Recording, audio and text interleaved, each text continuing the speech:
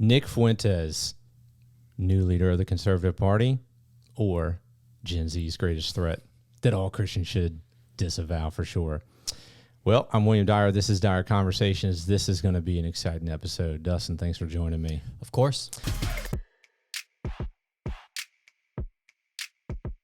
Yeah, so look, man, I put up a TikTok post and an Instagram post not too long ago where I basically said, this guy, Nick Fuentes, I think he's dangerous. I don't think people should be following him. And that's all I said. I didn't say specifically what I was talking about with this guy. And it was funny, man. His followers came out the woodwork. As far as like the sort of traffic that I get, a lot of traffic on that. And some funny comments, right? So I want to show some of those comments now. And the reason why is because the point of what I want to set this episode up as is we're examining this Nick Fuentes guy, right? Because I really didn't know anything about him until relatively recently. People were sending me videos about him, especially after Charlie Kirk got assassinated, in the sense of like, this is the next guy.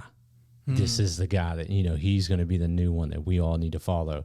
And I immediately had some major red flags on this guy. And so, I watched the videos people sent, and I did my own research, and I've done even more research now prepping for this episode. And it led me to put up that post, and we talked about doing this episode.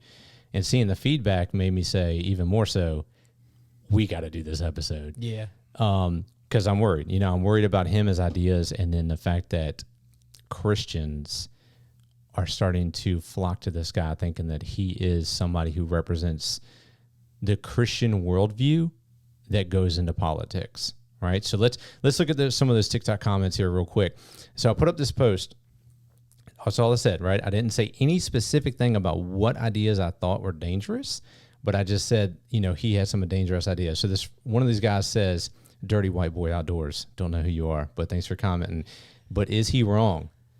And I responded to him. I said, yes. Yes, he is. All right, so dirty white boy, you're about to find out, man. Listen to this podcast, and you'll find out exactly why I think he's wrong. All right, next comment. Kristen.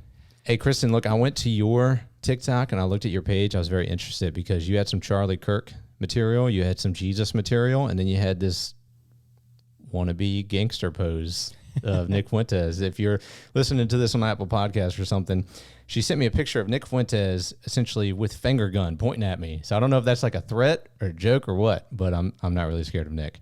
Okay, next one. So first prom, what does it say? First prom of Hathor? All right, bro, whatever. So you said post was sponsored by AIPAC. So this is what's funny, right? Yeah. So you don't know my ideas. You don't know my thoughts. You don't know my criticisms of Nick. And you immediately jump to these conclusions that I'm somehow in Israel's camp. So we're going to talk about that. All right, Bear Rock Custom Woodworking. I didn't get to check out your woodworking. Hey, Bear Rock, I need a table. I need a new podcast table, so hit me up. But he said, Israel bots say what? I don't know what they say because I'm not an Israel bot. I'm a real boy. All right, so check out the podcast and you'll see what I have to say. Thanks for the comment, though. Kilo Papa. All right, Mr. Papa. He said, is say. I think he meant I'd say. All right, you'd say you're more liberal than you think. Yeah, no, I have a pretty good understanding of what my political views are. Dustin, would you say I'm pretty liberal? Well, in a word, no. Nope. Yeah, definitely not, my man. I am relatively conservative, although I have some major problems with the Conservative Party. But as I've said before, my Christian worldview drives my politics, not the other way around. As it should. As it should. So I went and looked at some of his clips, and some of his videos. I watched an interview that he did with Tucker Carlson, as did like 5 other million people. And I will say this, that the man is extremely, extremely racist and xenophobic, and he has a lot of problems. All right, so we're not gonna do a full breakdown of the man's entire life and character and all that sort of other stuff, but I do want to bring up some red flags so Christians can understand this is not a guy you should follow. All right, what is funny about this whole thing is, and as we're going to talk about, some of his issues, which if he's being honest, I kind of get, is he asked what he thought was legitimate questions. Then he got people who were essentially straw man in his position. and then attacking him, right? It's like where you create a false position of the person's argument and you destroy it. And he's like, hey, I'm just asking legitimate questions. I'm trying to figure out answers. And now you guys are trying to come down on me for just simply asking legitimate questions. Yet these are what his followers are doing, not only to me, but to others, right? Is that one of his main positions is he questions the nation of Israel, America's support for the nation of Israel, the Jews and their power throughout the world, and all that sort of other stuff, right? Well, as soon as I put any sort of criticism up about this Fuentes dude, I'm immediately pegged as a Israel supporter or as one of those people in that camp, the AIPAC comment. So let me just go on record. I became a Christian in 2003, and I started studying theology. I went to seminary. I have a bachelor's degree, and I even have a master's of divinity degree. I have 84 credit hours of master level work in philosophy and apologetics and theology. So I'm not saying I'm the smartest man in the world, but I'm also not the dumbest. And as I've studied these things, I realized early on that America's foreign policy towards Israel was built on what I would consider I don't know, maybe false is a little bit too strong of a word, misskewed, off base, not the best theology about the end times. So I've never been in that camp, right? For anybody who does know theology, premillennial dispensationalism is kind of the one that would drive that sort of theology that would make America say, oh, if we support Israel, then of course God is going to support us in America, right? Now, we're not going to get into that. That's a whole separate discussion. I'm just trying to say you can go back to people who knew me in the early 2000s, and I was already saying, like, just because people call themselves Israel doesn't make them Israel. That's what the Bible says. Just because the Bible says that the Jews were God's chosen people in the Old Testament doesn't mean that America needs to be supporting these group of people who call themselves the nation of Israel over there in the Middle East right now for various reasons, right? Right, wrong, or indifferent, it doesn't matter. The point is, I was saying those things back then. Yet now, if you criticize Nick Fuentes, oh, it's because you support Israel. It's because you've been hoodwinked and you're not willing to question Israel. You're not willing to question how America supports Israel. Mm-hmm. So you see this false dichotomy right from the get-go. So beware of the false dichotomies. But on top of the false dichotomies, I realized some major red flags about the guy. So I said, okay, let me go do my homework. So what we're going to do in this podcast, we're going to break this down into two main parts. The first part is we're going to examine his interview with Tucker Carlson. And you can go, he went on interviews. He's been going on a lot of interviews recently because now he's like the new hot thing. It's concerning because the people who are bringing him on, especially Tucker, they're presenting a mischaracter of who this Nick guy is. A very toned down version, a very mild version, a very much like you said some questionable things. Let me softball you, an ability to kind of tone those down and make you palatable to other people. Versus when you actually go watch his own podcast or you listen to it and you're like, this guy calls himself a Christian? Like, I know the Bible says we don't judge, but that's also taken out of context a lot. We are to, test the spirits. We are to, examine people's fruit and all this sort of other things. So I'm not going to accept anybody here going, oh, you shouldn't question somebody's Christianity. Like, yeah, we can learn the Bible a little bit better than that. It allows us to do that for sure. Not saying we're judgmental people, but we are supposed to be able to examine these things, especially doctrine. So, like, for example, I'll give you one example of a clip I just watched last night. So I watched it. I first-hand knowledge of this, not what people said he said. And he said this, quote, white people are every bit as justified in being racist. And he was specifically referring to racist against black people. And he goes into this whole tirade about how white people avoid black people neighborhoods.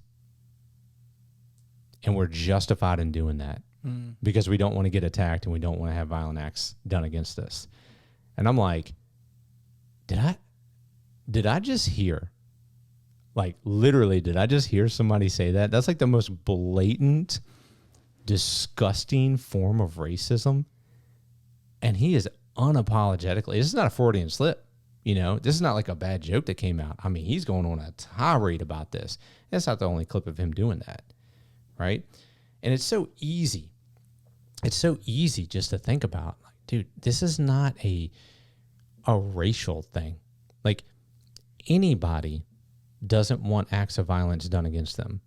Anybody. I don't care if you're white, black, Chinese, Mexican, whatever. When you think about, like, all right, I'm going to be going downtown, whatever city you live near, and it's a holiday weekend and it's late at night, I'm going to avoid the violent areas. Not, I'm going to avoid the area that has the black people. That's called racist. I'm going to avoid the violent areas. That's called wisdom, right? Now, of course, he would come back and be like, well, that's the same thing. The violent areas are the black areas. And I'm like, yeah, and that's why you're a racist. Like those comments they're just purely racist, because white people are violent, black people are violent, Mexican people are violent, Asian people are violent. White people don't want to have violent acts done against them. Neither do black people, Asian, you know what I mean? It's all the same. It's a matter of your character. And your race doesn't determine your character. But that's kind of what he does. So let's look at his background. Why is he who he is? I thought it was telling, in the Tucker podcast, he essentially started off pretty right wing. So anybody on the conservative side of things, like, he talked about being a PragerU supporter. He said he didn't like Trump at first because he was a libertarian. So essentially he wanted more of a conservative guy than Trump. Mm-hmm. But then later he kind of came around to Trump's side. He was willing to align with Trump, he said, because he viewed the media as a hindrance to change. And he saw Trump thought the same thing. So he's willing to kind of get on the MAGA bandwagon. He made one comment that was pretty interesting. He talked about he used to listen to Mark Levin, which is like a conservative commentator at Fox News, and all throughout high school. And he said he liked how harsh he was to his guest. Yeah. Interesting. Yeah, I paused the podcast and I wrote a note on that one, because that tells me something about the guy's heart. Yeah. Like, I liked how harsh he was. I liked how mean he was. I liked how brash he was to people. Is that how we should, should we like those sort of characteristics? No, not at all. So it told me something about him. So he said he began to awake to the idea of hating that America was growing more diverse on race due to immigration, which, again, yeah, just unapologetic. Just absolutely. And we're going to talk about this immigration issue here in a minute, because I think, again, he conflates two ideas. And let's just say this. This is what the guy does, okay? It's very clear to me what he does. He takes a nugget of truth that resonates with people, okay? And he starts hitting on that. And, you could even find yourself, like, I've listened to some stuff where I'm like, okay, yes, valid start to your argument. But then he takes that and he goes down like a massive leap. That's called, in logic, it's called a non sequitur. That is, your conclusion does not follow from your premises. So he starts off with his proposition that you go, okay, I could agree with that proposition. Then maybe I can kind of see your second proposition. But then he concludes something that you're like, no. But the problem is people aren't seeing that, and they're going, well, I agree with Proposition 1 and Proposition 2, therefore I have to agree with the conclusion. You see what I mean? Mm-hmm. It's like if you go, hey, this would be one of his arguments. Not that he said it this way, but just a conclusion of his statements. Inner city Baltimore has a majority black population. Okay, yes.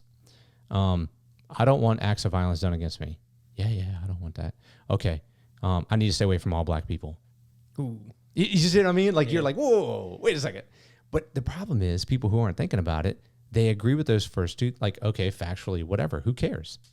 There's more black people who live in inner city Baltimore than maybe other races. And then you're like, yeah, who would say, yes, I want acts of violence? You're like, yeah, of course I don't want acts of violence. Therefore, stay away from all black people because they're all going to try to kill you. Nope. Like, that's called a non sequitur. That's what doesn't follow. But he does that for a majority of his beliefs. So he's gained a following because he hits things that resonates with people, right? Like America first. Okay, I live in America. You know, I think our principles that we were founded on are good. We haven't always lived up to them, whatever. I've talked about that, but the principles are good. Sure, I want America to succeed. I want us to be a successful nation so, you know, I can grow into, you know, a good life and I can have my family have a good life. But then what's the conclusion from that? Some of the conclusions he's going to make is like, for example, nobody of different races should be able to be allowed to come back to America. You're like, bro, do you know how America, Yeah. like, we are the melting pot? Yeah. Like the Statue of Liberty does have something about like, you know, give us all if you're weary and heavy laden. You know what I mean? Like let them come over Tired, here. you're hungry, you're poor. Yeah, exactly. So we're going to talk about that. But anyway, so he goes to Boston University. He's wearing a MAGA hat. You know, obviously he's starting to get some pushback because, you know, you're up there in Massachusetts, right? And so I think this starts to fuel the rebellious side of him, you know, that part of, and I mean, we all have it some more than others to an extent. It's like, I'm not going to be told what to do. I'm not going to be forced what to believe. So then sometimes when people give you that pushback, it spirals you down too far, though. You lose your objectivity. Well, he talks about he started to begin to question America's support of Israel. And again, we're not going to go into that too much, but at this point he had started to gain a little following. And I think he had a contact who worked at the Daily Wire, like maybe a friend or somebody who was kind of helping him and his stuff. And that is what supposedly got Ben Shapiro understanding that this guy was even a person, you know, maybe like an up-and-comer, if you will. And then supposedly Ben Shapiro started to kind of tweet out against him, right? I mean, anybody doesn't know Ben, like he's a Jew. He's pretty outspoken about it, and he's a big Israel supporter, even though I've heard Ben criticize Israel before. But, you know, I mean, I get it, right? He's a Jew. He's going to support Israel. That's not a shocker there. But the problem is the way he told this on Tucker was essentially because he got attacked by Ben for what in his opinion was, I was just asking questions. And okay, maybe you were, dude. That's fine. But the problem is that radicalized him. Now it's like, oh, I see. If I ask these questions, I'm going to be blackballed. If I ask these questions, I'm going to have people slander me. So now I need to run even further down that route, and I'm not allowed to be questioned anymore about this. And that's part of the problem of what he has gone down. So I got a couple points here about comments that he made even on Tucker that were racist, in my opinion, showed his narcissism, showed how much he hated women, or just had red flag comments, just to give a taste. Because this is not going to be, I don't think, the last podcast we're probably going to do talking about Nick Fuentes. Unfortunately, I think that he is an up-and-coming rising star in the Conservative Party. I don't care what party it is. It doesn't matter. Any sort of power influence he gains, I think, is going to be bad, you know, because his ideas are very, they're very akin to some of the stuff that we saw in the 20th century from, you know, some communist leaders that led to some pretty bad things, a lot of deaths. And so it worries me. I'm not saying he's going to end up being like the next Hitler per se. I hope not.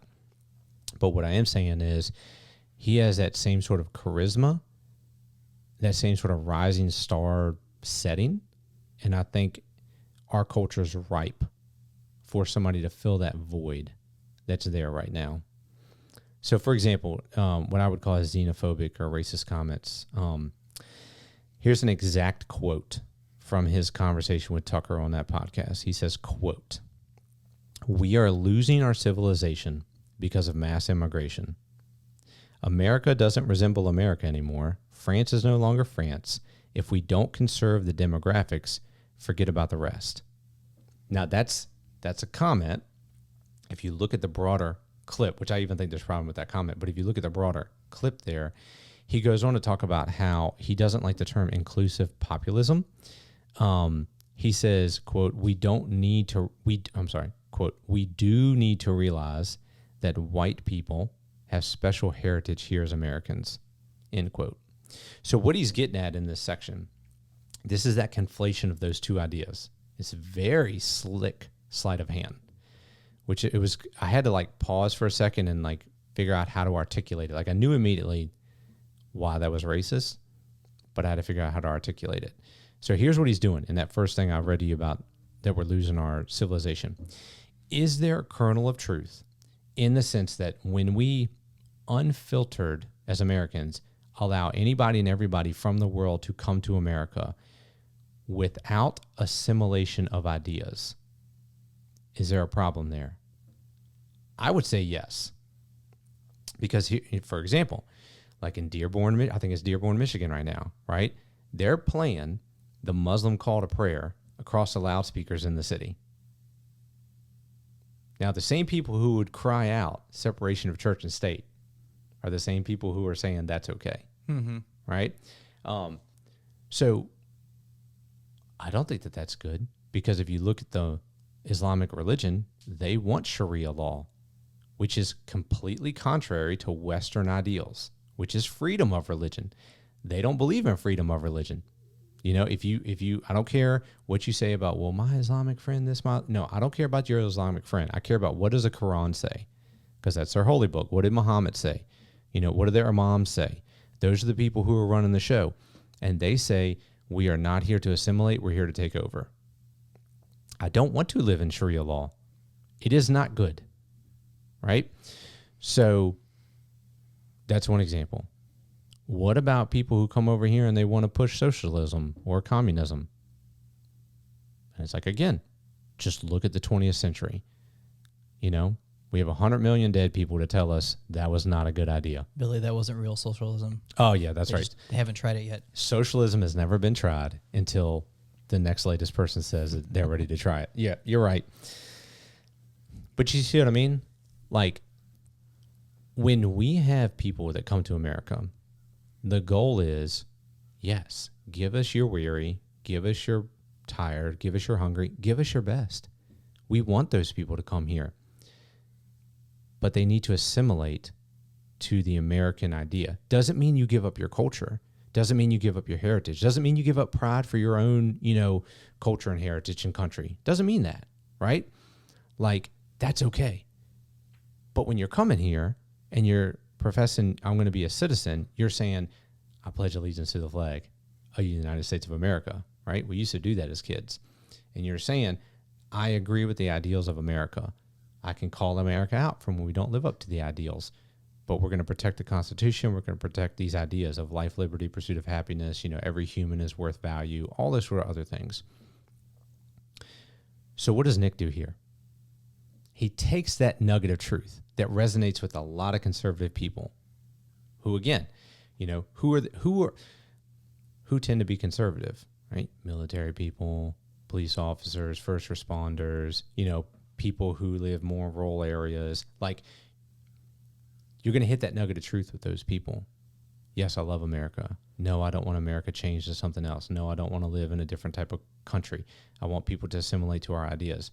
But instead of the assimilation of ideas, he changes it to race. It goes from, we're losing our civilization because of mass immigration, and I would say you would have to caveat that to when you don't ask those people to assimilate to the ideas of America.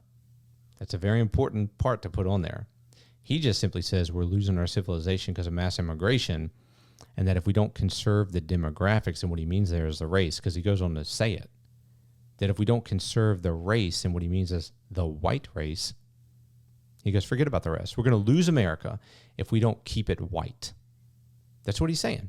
So we go from the nugget of truth, which is we want people to come here as immigrants. We want them to accept the ideas of American and Western values.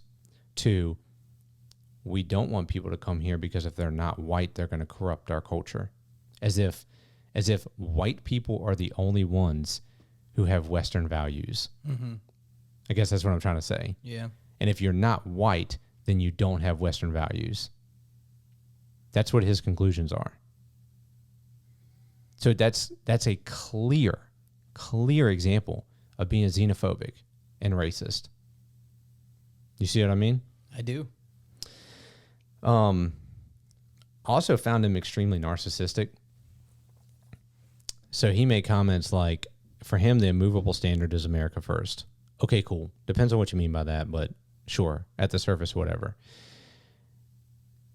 But as he talks about it, it's so interesting how and I mean, for as much as I thought Tucker was very weak on that interview, he called him out a few times, which I did think was kind of funny, because you saw Nick kind of stumbling around and trying to figure out how to deal with being called out, like right on live air, I guess. But Tucker called him out because he's like, dude, you can't take these things personally. People are going to attack you. Like, you're a public figure now. Like, get over it. Stop taking it so personally. He had to tell him that multiple times. But Nick was essentially all throughout his, 10 years of adult life, if you will, because he's like not even 30 yet. People attacked him and he would consider they'd try to blackball him. So now he's all hurt about it. And now he's back and he's like, oh, now I'm gaining popularity. You couldn't kill me, so now I'm back for blood. And Tucker was like, dude, chill out. Like, stop taking it so personal. Well, I'm not taking it personal, but I want to see that person burn. And he's like, that sounds like you're taking it personal. But he made comments like, he said, I'm going to make the conservative movement move towards me. I'm not moving towards it. Okay, bro, you and your 28 years of infinite wisdom. You're right. I'm not saying there's not problems with the conservative party. There is, sure. Maybe check yourself a little bit. You're 28 years old. Yeah, that's kind of a bold thing to say. Yeah. Like, I look back to myself when I was in my late 20s. I mean, yeah, I thought I knew a lot too. But that's that youthful arrogance. That's where you have a path in life that you're either going to go through that arrogance, or you're going to have people who are going to help humble you, and even life events that are going to help humble you. And then when you get older, you realize how stupid you were as a kid. But he's in that age right now where he is blind to his own arrogance. But he's gaining a following. And that feeds the ego, which is the sin of man, pride. That's what I worry about. Because he's gaining that popularity at this time in his life, it's going to be that confirmation bias that his views are correct, that he's doing the right thing. In any pushback, he always talks about he's the martyr, right? I'm willing to die for this cause. My followers are going to see this through, even if I don't get to see it, but we're going to, I'm willing to die for this. He has a martyr complex. It's the ego, and we're going to talk about some of his heroes in a minute, which is why I think he's also a little bit of a narcissist. But he says that he feels that the conservative opposition to liberals is very scripted and not really truly authentic. Okay. Again, I could see where you would say the same guys who stand on Capitol Hill and, as conservatives and, rail against the liberal are probably like playing golf with them as well. And they're best buddies. And like, okay, I get that. However, what he does then is he takes it to, well, Nick Fuentes, I'm the only true voice. I'm the only authentic one. I'm the one who's going to stand up and save the conservative party. You see that narcissism? But he's getting the following, so it feeds the ego. I thought the best part of the podcast was the misogynist aspect, where he starts talking about women, because Tucker was totally on a different page. Because Tucker's older, Tucker has kids and Tucker is married. And Tucker totally called him out, dude. And we're not going to go too far into that. But I would say at least watch that part, because one thing Tucker did, like as this guy's like basically talking about women and degrading them and talking about how dumb they are and how simple they are and all this sort of other stuff. Like for example, he talked about the characters of the wife in TV shows like Breaking Bad or The Sopranos or anything like that. He says the wife is always the villain. And you go, what? And he goes, yeah, if she would just shut up and get out of the way, the main character could do what the main character's trying to do. Cook meth. Yeah, Sopranos, run a mafia and kill people. But do you see what I'm saying? Like, that's his mindset towards women. It's like, you're a hindrance. Let the man do his thing. Shut up and bow down to me. You want to talk about toxic masculinity? That's what that is right there. Yeah. Yet then he has women who are wanting to be his followers, sort of a thing. It's interesting. But anyway, so So he's talking bad about women. And then Tucker goes, are you married? And he's like, no. He's like, have you ever lived with a woman? He's like, no. I know why. Yeah. Yeah. Well, because he was talking all about like, oh, you know, the woman's role in the marriage is this, and the man's role in the marriage is this, and the women, you need to be quiet, and they need to do this, and they were just blah, blah, blah, blah, blah. And Tucker was like, you ever live with a woman? and he's like, as a man, we don't need to come home and have our wife just grovel at our feet because we're too egotistical. Like, we need balance. We need to be humbled. We need somebody who knows the real us, not the TV us. And Nick's like, oh, well, you know, it's like, oh, dude, totally got called out there. So he's, you know, for all the women out there, you want to talk about toxic masculinity. Here it is. Here he is, right? Don't follow him. And maybe we'll do a whole episode just on that because, you know, the Bible. Oh, that's a good episode. Yeah. The Bible talks all about how the man's supposed to treat his wife. And it's the opposite of what this guy thinks. Hey, Siri, bookmark this. Yeah, right? We'll come back to it. We're going to come back to it. But here's some of his red flag comments, which I made a comment about this too. I can't remember who said it, but they had the same thought that I thought, and I didn't mention it to him. So I said this. I was like, man, he was really, really, really critical of weed, alcohol, gaming, and porn. So basically he talked about like his friends growing up, you know, they smoked a lot of weed, drank alcohol, played games all the time. Like they're just useless men, right? Looked at porn, blah, blah, blah. But you know what I've found in my life? Like in ministry, the guys who get up in the pulpit and like you feel like every third sermon's about the same topic. You know why? Because that's the thing they're struggling with. Think about that. Like every third sermon is about money. And then all of a sudden you find out the guy was embezzling a bunch of money from the church. Every third sermon's about sexual immorality. But then you find out he's been cheating on his wife and looking at child porn on the internet. He was trying to preach to himself. Yeah, I wonder if there's... that's pure speculation, right? Let's asterisk that. I get it. But I will not be surprised if one day that doesn't come out, that he's got a real big problem with porn. Maybe. Maybe I'm right. Maybe I'm wrong. Well, here's what he did say. 2 major conflicts, or red flag comments that he made. Number 1, he said Kanye is one of his top 2 heroes in life. Like for entertainment? No. Like his people. Yeah. So if anybody knows anything about Kanye, like maybe if you said that 15 years ago, 20 years ago, maybe you could get away with it. But it's like, do you remember that clip when he was on like Alex Jones and he was wearing like the full body, like the mask was over his face and he was talking about how he was a Nazi and Hitler was great and all that sort of other stuff? Yeah, Ye kind of wild out the last year.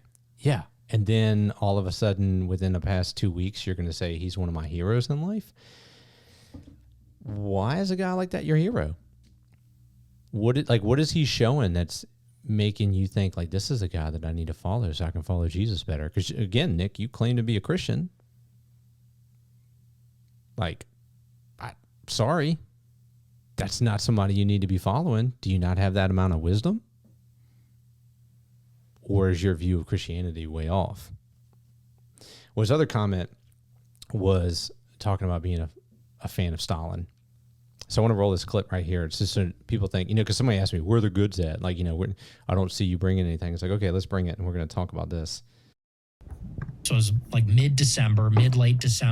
It's actually funny. It was December 18th. I remember because that's an important date to me.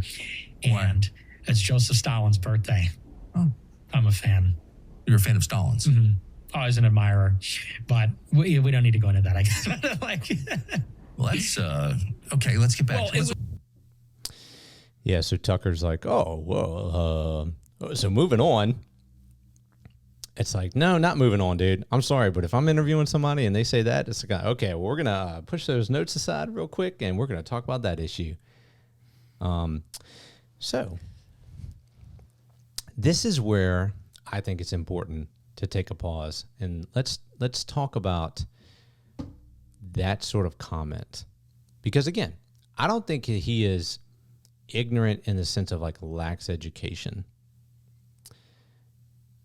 So then when you make a comment like that, it shows a darkness to your soul. You know what I mean? I do.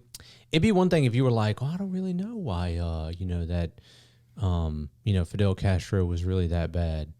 Maybe because you've never really studied, American history in the 60s or 50s or whatever. I know he's around JFK. I can't remember the exact time.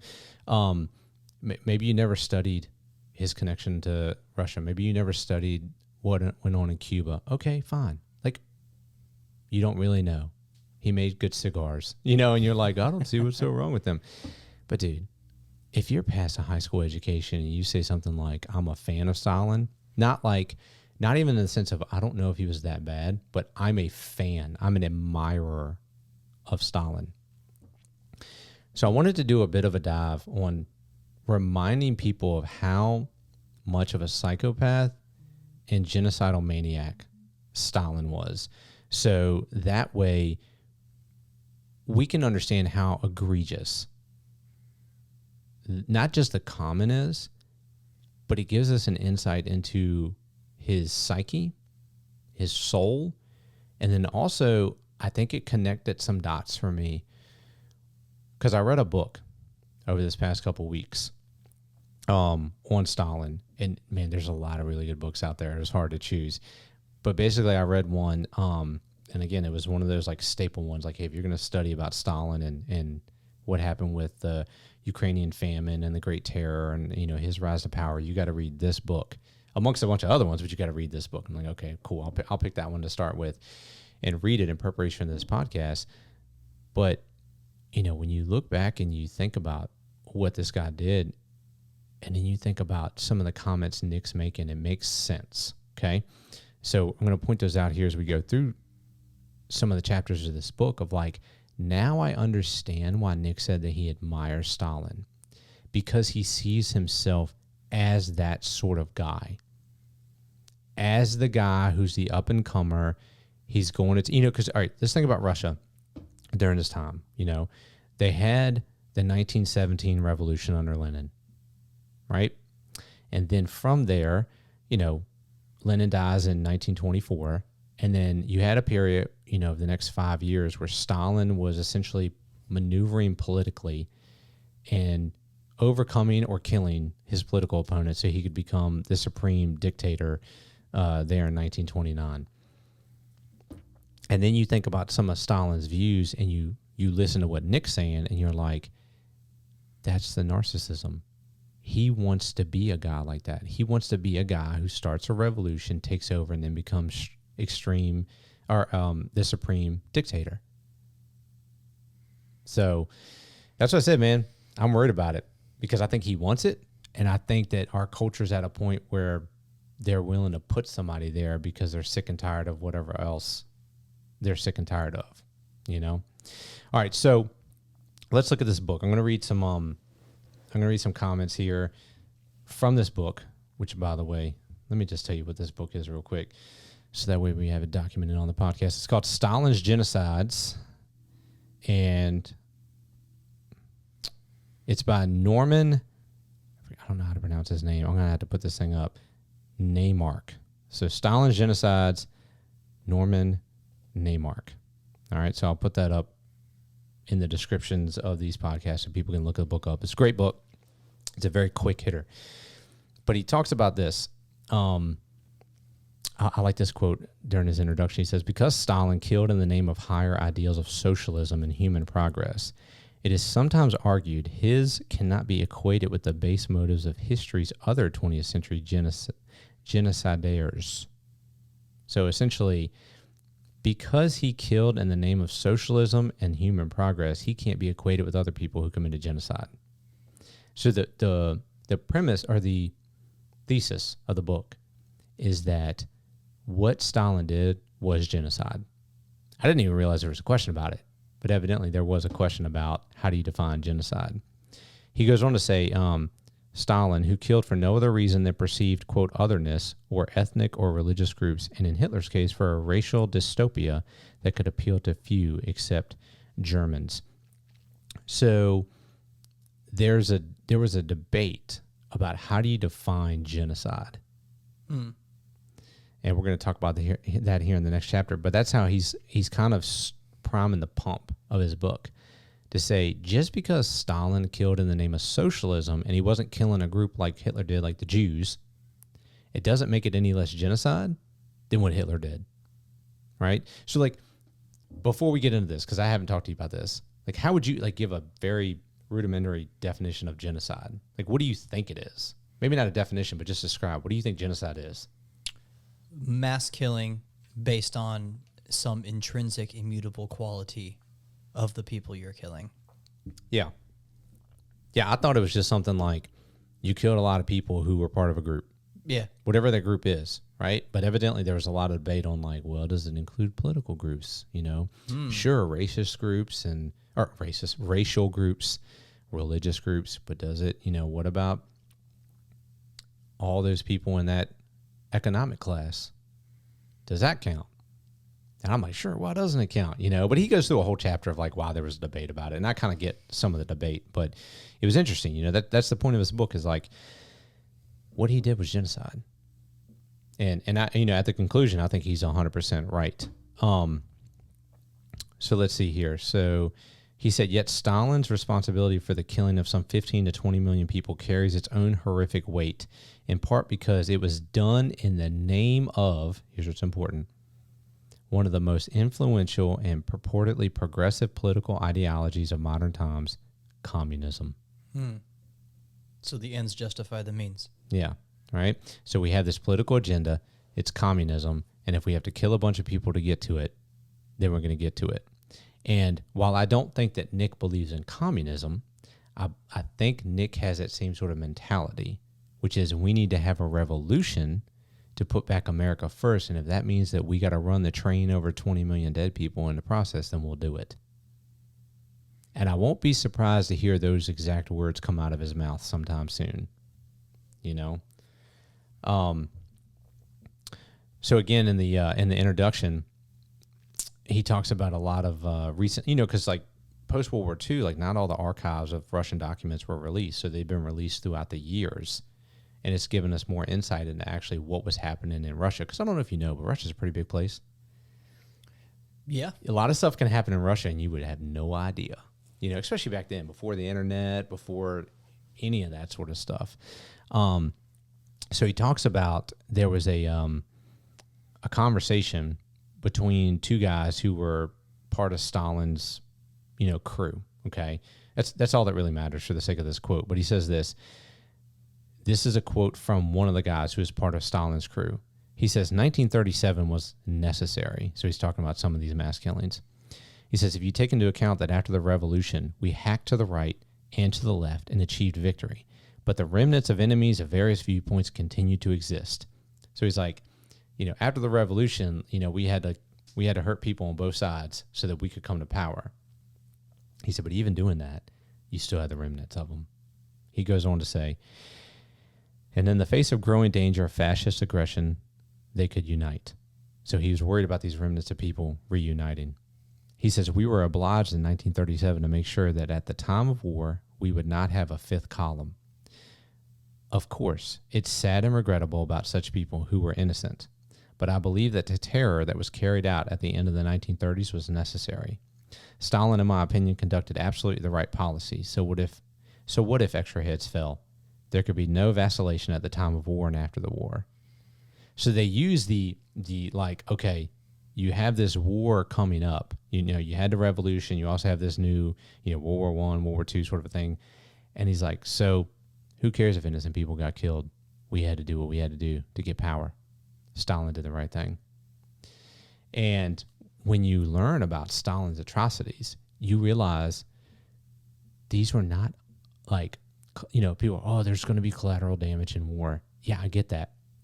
But do you know how many rules of engagement America has? Like, you ask any guy who was like in legitimate combat in the past 20 years, and it was ridiculous at times.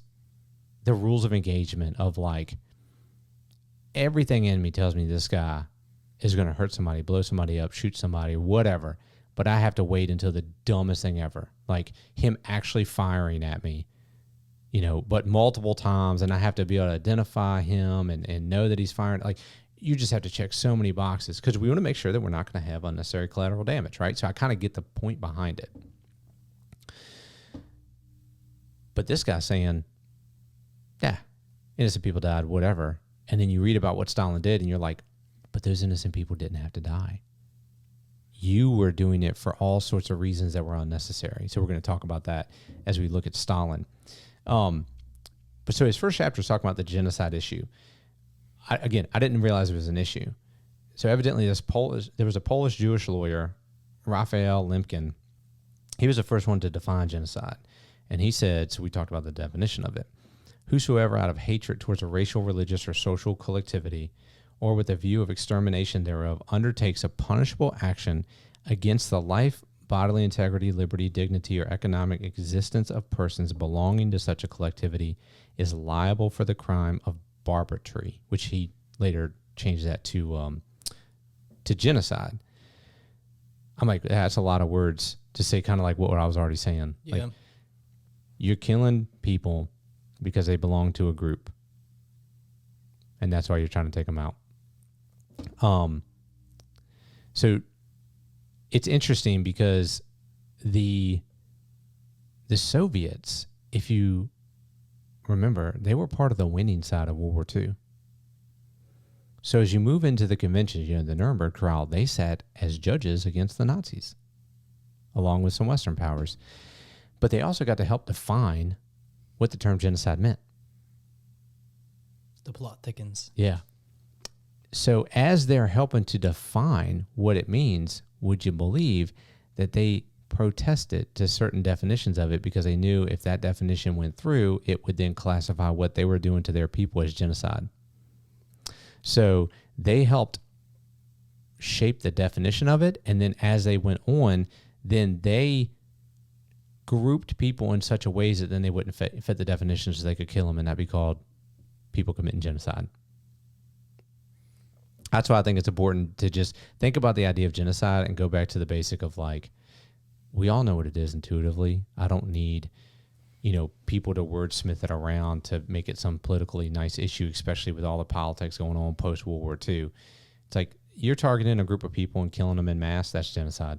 I don't care what it is. So the making of a genocidal maniac is essentially chapter 2. After the 1930s, there's a lot of research that's been done post that. The author of this book says there can no longer be any question that Stalin was fully responsible for the mass killing during this period and knew the details of all of the major actions involved. We now have scores of declassified documents demonstrating that Stalin himself signed hundreds of arrest lists, checked off on the death sentences in most of them, constantly encourages his underlings to carry out the highest penalty, which is death, and criticize others for misplaced softness and lack of vigilance against so-called enemies of the people. So this isn't like, well, the guy was in charge, and, people under him were doing some bad things. Nah, he was running the show. He was a guy at the top. He knew what was happening, and he was signing off on it. And again, I don't even have time to get into all the details of the book, but he even has quotes of when Stalin was like, hey, y'all are being too soft. You need to go do the, the highest penalty on those people so we can get done what we need to get done. Like, stop going weak on them. Let's go. And he was signing off on those things. What I found interesting, some of the history about Stalin is that he was called an ideologist, and that he was an ideologue, he has a certain ideology that he wants to push. And he was an editor of one of the chief magazines of Russia called Pravda, which means truth. And he took that at the time when Lenin was still alive to use it as his propaganda machine. And I got thinking about Fuentes. Like, this is why that dude likes Stalin, because he sees himself as this sort of leader of the conservative party. Like, he's not in charge yet. Lenin's still in charge, or Trump's still in charge, or whoever, whatever.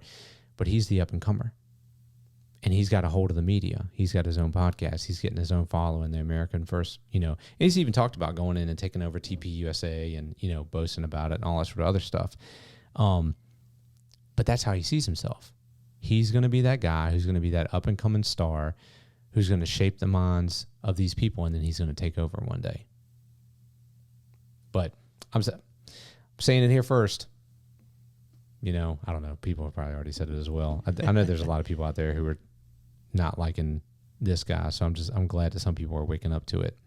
But even Lenin had concerns about Stalin. Lenin was, you know, talking as he's getting near death, talking about how he was concerned about Stalin and some of his harshness, if you will. Obviously, he turned out to be right. So Stalin is known, is quoted to say this during the time when he was, you know, Lenin had died, and now he's vying for political power against some of the other guys who were high in Lenin's group of people. Stalin says this: "My greatest pleasure is to choose one's victim, prepare one's plans minutely, slake an implacable vengeance, and then go to bed. There's nothing sweeter in the world." That is a sociopath. Yeah. Well, somewhere in this book, and I didn't put it down in my notes, but somewhere in the book, the author was like, it's like he didn't have his frontal lobe. I'm like, yep. Sounds like a full-blown psychopath to me. The next chapter, right? I mean, again, you can read whole books on each one of these topics. So the next chapter, he's talking about the kulaks, which is essentially the wealthy, farmers. And what Stalin did was he had like a systematic plan to eradicate them. So again, here we talk about genocide, right? Taking out a whole group of people. So he would use the fear of war and foreign invasions as a justification for his extraordinary measures in both industry and agriculture during his second revolution. Note that, right? A genuine fear of war and foreign invasion to get groups of people to turn against other groups of people. Because if he wants to target them, what's easier? Get another group to take them out. Isn't that exactly what's happening in America right now? And that's one of the exact tactics that Nick Fuentes is using. He's using fear tactics. We're going to lose America because of mass immigration. Right? I'm not saying there's not immigration problems. Yes, there is. But he's using fear. The Jews are taking over. The Jews, have all these people in the American government, in their back pockets. And it's like he's using that fear to get people to turn against other groups of people and then dehumanize them so that way he can get them to attack each other. The author also says this in the book: Soviet activists in the countryside, so sending activists into the countryside against the kulaks, repeated slogans like, "We will exile the kulak by thousands, and when necessary, shoot the kulak breed." The kulak breed. Mm-hmm. "We will make soap of kulaks." I don't know how that's a slander, but I guess that's not a good thing. I guess maybe it's because you're going to grind them down in the bars. Yeah. It just sounds bad. I've never made soap. I don't want to be a bar soap. Yeah. Nope. Our class enemy must be wiped off the face of the earth. So here you have, right? Like, do you not see that nowadays in America? Little activist groups running around protesting each other, stirring up drama, flipping over tables, It's the same tactics.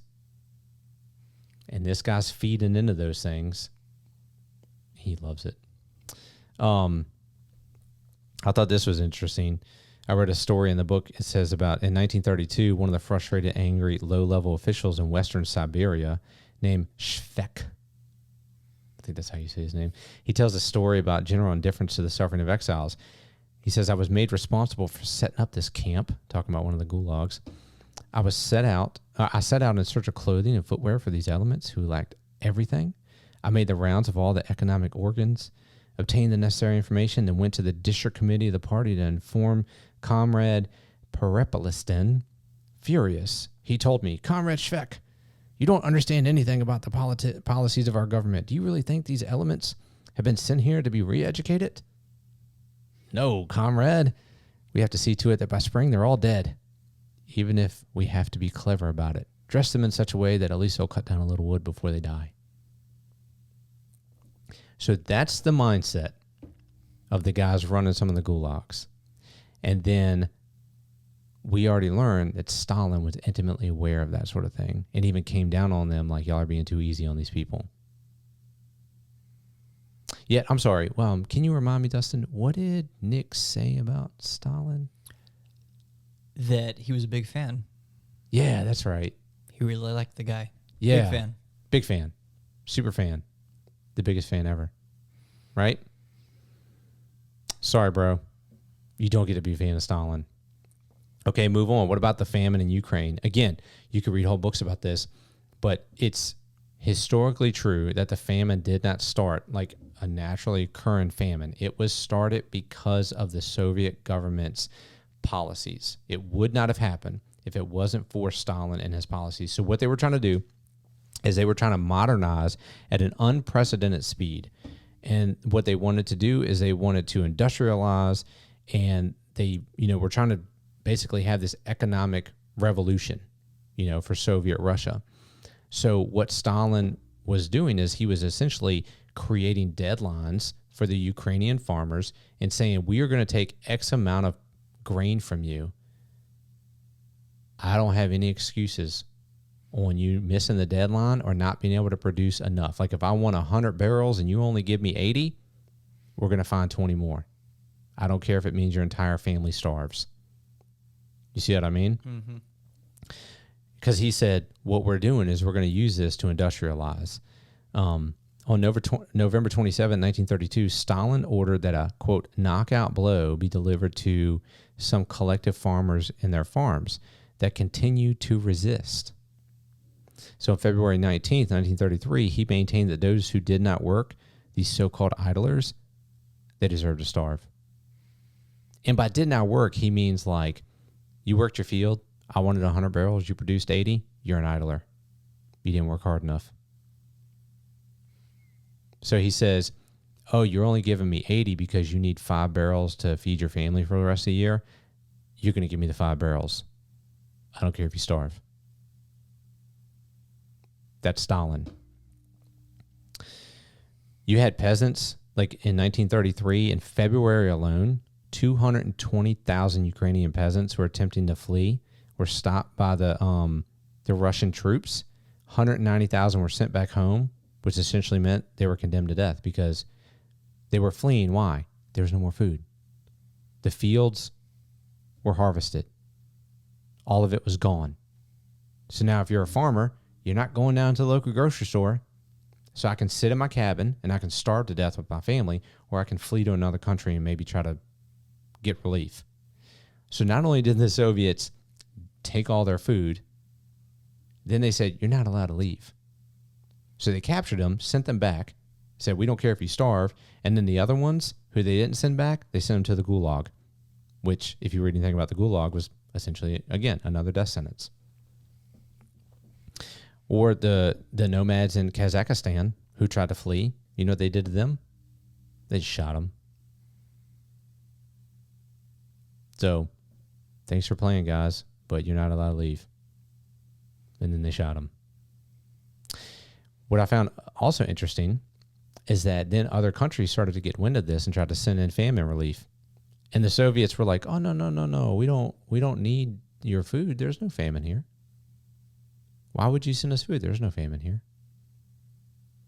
On top of that, the author of the book says most scholars agree that there was enough grain in Soviet Union in this period to feed everyone in Ukraine at a minimum level. So not only did they deny relief from other countries, saying that there was no famine, they also had the food to feed them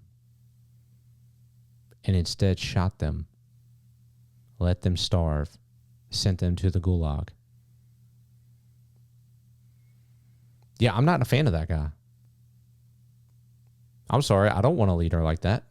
I don't want a neighbor like that.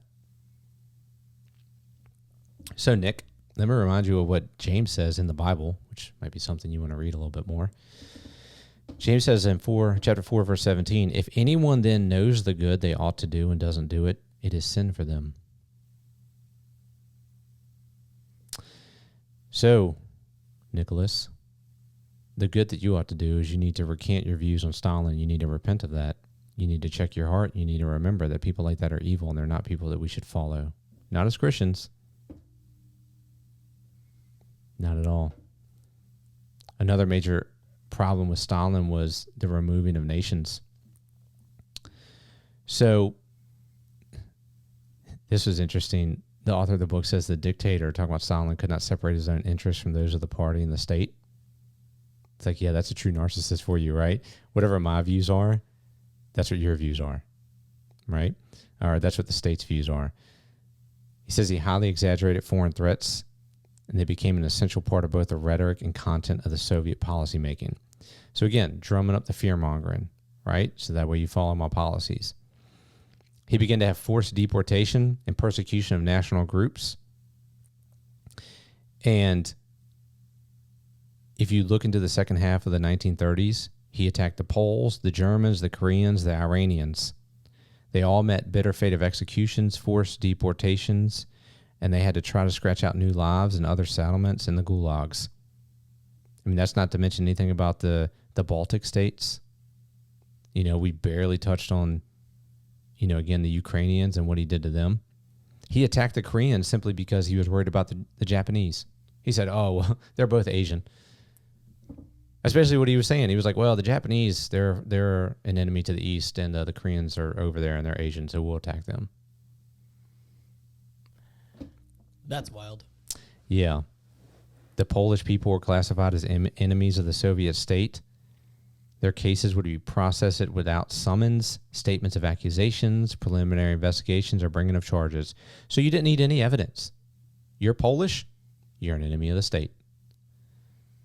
So I'm seeing the same thing with Nick Fuentes. You know, you're black, you're dangerous, you're violent. You're Asian, have you heard what he said about J.D. Vance's wife? Yes. You're Indian? I did hear that. You're Indian? You don't deserve to be here. So this is the same mentality.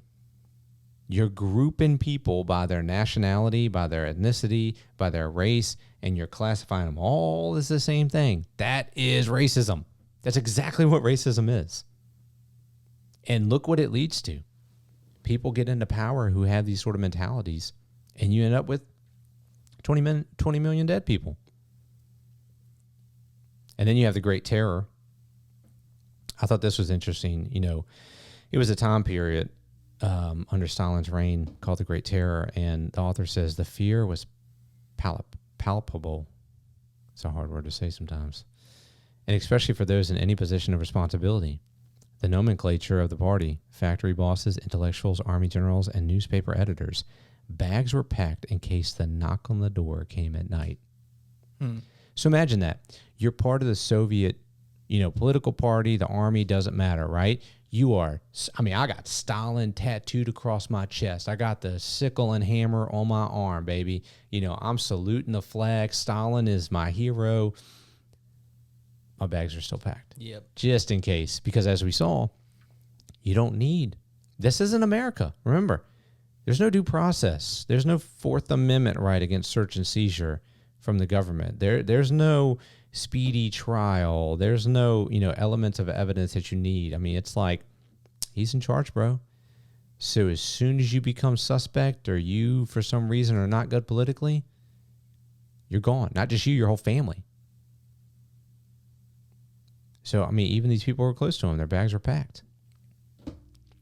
He says that Stalin directed trials behind the scene is not a matter of historical dispute. He systematically eliminated his chief political rivals through the process of trials, confessions, and executions, which we all know. That's why torture, we're not supposed to have torture, because if you're torturing somebody, then of course, at some point they're going to say what they want you to hear, what they think you want to hear, because they want to stop the pain. You don't know if you got the truth or not. So he's going to torture you until you go, that's right, I was spying for Germany. And he's like, aha, I got you, now I'll shoot you.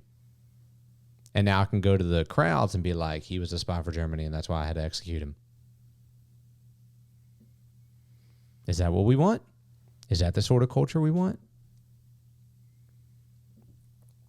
I don't want that mentality. I don't want that at all.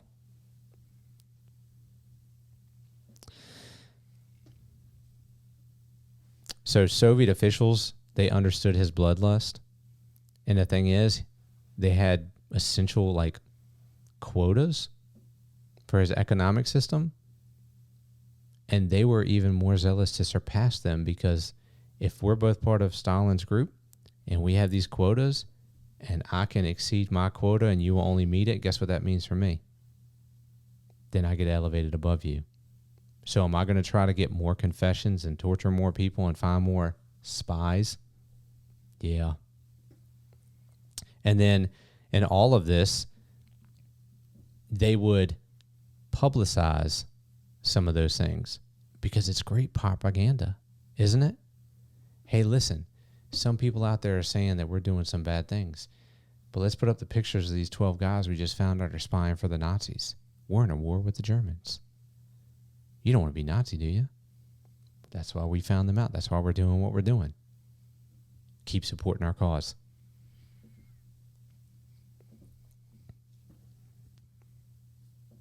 So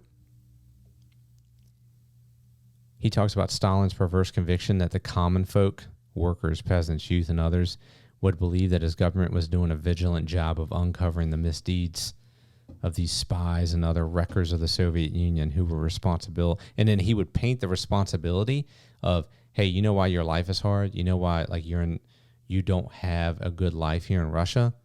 It's not because your government's doing bad. It's because we're finding these people. Mm-hmm. The othering. The othering. So isn't that exactly what, again, Nick Fuentes is doing? Why do we have problems in America?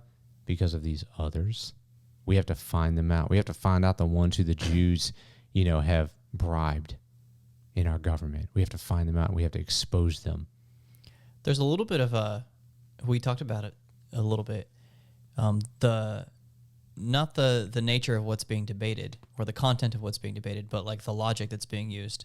This othering, if you're not with me, you are against me. It's not. Mm-hmm. It's not enough just to be not for bad things. You have to be actively against what I say. That's critical theory. Mm-hmm. Yeah, and it's so funny because it's like if you probably asked him or his group of people, like, would you agree with you take any of that, like that critical race theory? They're going to be like, oh, that's so horrible, right? Because of that very thing, like how it does its logic. Mm-hmm. But then they're doing the very thing that they're saying is bad. And that's what we talked about at the very start of the podcast. It's like Nick was mad because he goes, I simply questioned why are we supporting Israel? And I got called an anti-Semite. Mm-hmm. He's like, I'm not anti-Semitic. I was just simply questioning, like, why are we supporting them? And it's like, okay, if that's all it was, I get it. But guess what? You and your people were doing the same thing. And your people just did it to me. Because I simply said, I don't think Nick Fuentes is a good person. I think his views are dangerous. And people were like, you're a bot of Israel. Yeah. You're liberal. Or whatever all the other stuff they want to call me. It's like you're doing the exact thing that you think other people are doing this bad. Well, at the end of the day, again, you can learn so much about Stalin and his atrocities, but I think it's interesting. We learned a lot in World War II about Hitler and the Nazi camps and how horrible these things were.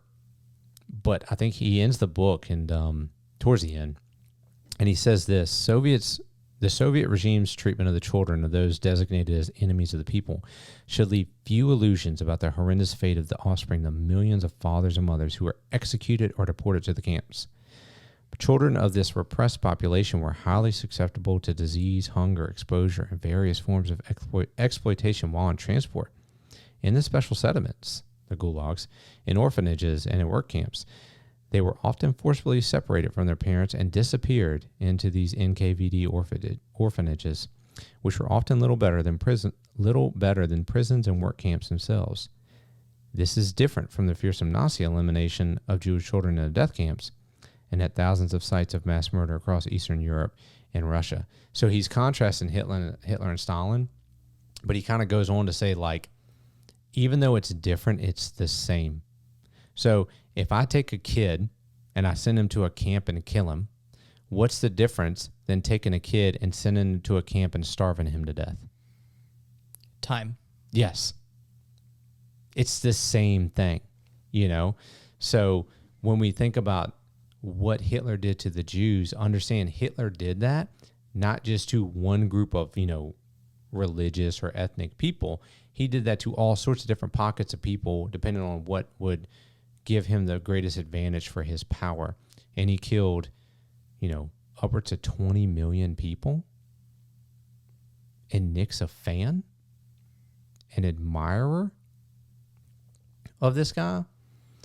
So, again, this is not an exhaustive examination of Nick Fuentes and all of his political beliefs or religious beliefs or, all of his statements.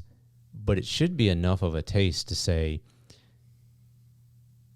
he may hit on some things that resonate, but be careful of his conclusions because he has enough red flags that you should be very hesitant to follow him. But he also has enough explicit statements that you should be disgusted by the guy. I mean, I've watched some of his tirades.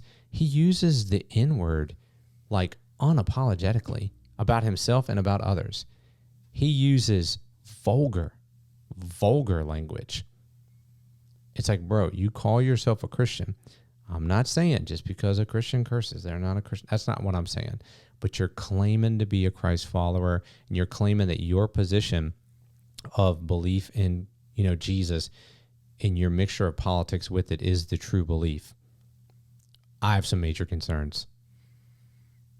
Yet the Bible says, let no unwholesome thing come from your mouth. And it seems like he misread it. Yeah. It says, let all the unwholesome things come from your mouth. Because again, the Bible says out of the heart, the mouth speaks. So what I see from him is I see a racist. I see a little boy who has a lot of anger and hatred inside of him. But his ego is being fueled right now because he's filling the void of that vacuum. And I'm worried about how the chips are falling. But I'll keep speaking out against him. I sure will. Dustin, you got any thoughts?